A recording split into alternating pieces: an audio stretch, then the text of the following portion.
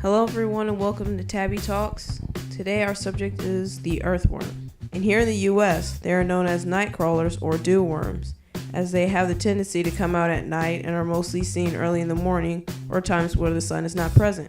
Everywhere in the world except Antarctica, earthworms can live and thrive anywhere moist soil is abundant.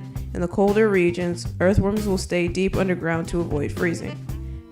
The giant earthworm, yes, that is its real name, makes its home in South America and can grow up to be 20 feet in length, while the pink worm grows no more than less than an inch.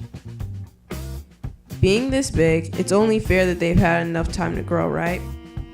A common lifespan of 8 years is long enough for the little guy to grow up to 13 inches. Some kinds of earthworms can actually live for 50 years if left alone, in good conditions, and not preyed upon. These are the 20-foot giants. Speaking of other worms, one such as the flatworm has eyes, but the earthworm doesn't.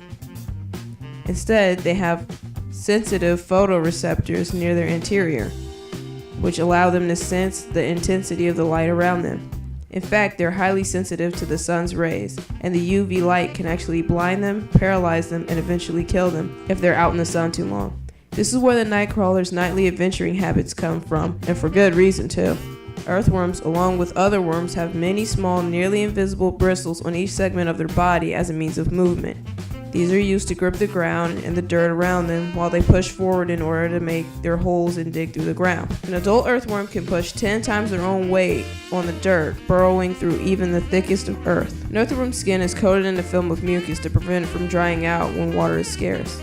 The skin breathes for the earthworm too. You know when you see earthworms after it rains? Though most people believe earthworms come out after heavy rain because water has filled up their holes and they're in danger of drowning. But this is not true in most cases.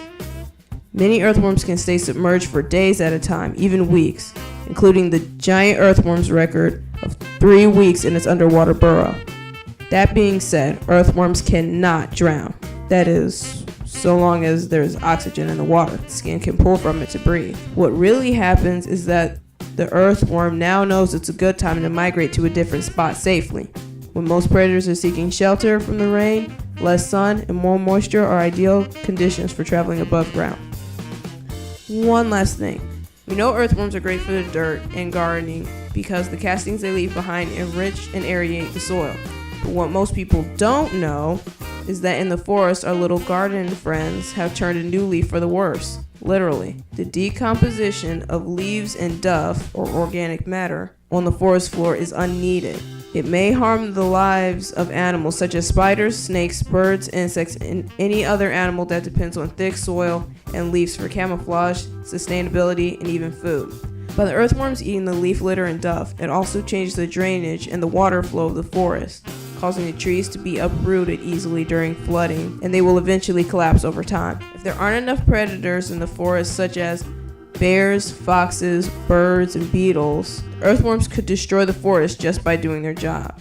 Overall, I feel they help more than harm the environment. I mean, who else could refresh 30 acres of the top 6 inches of soil every year?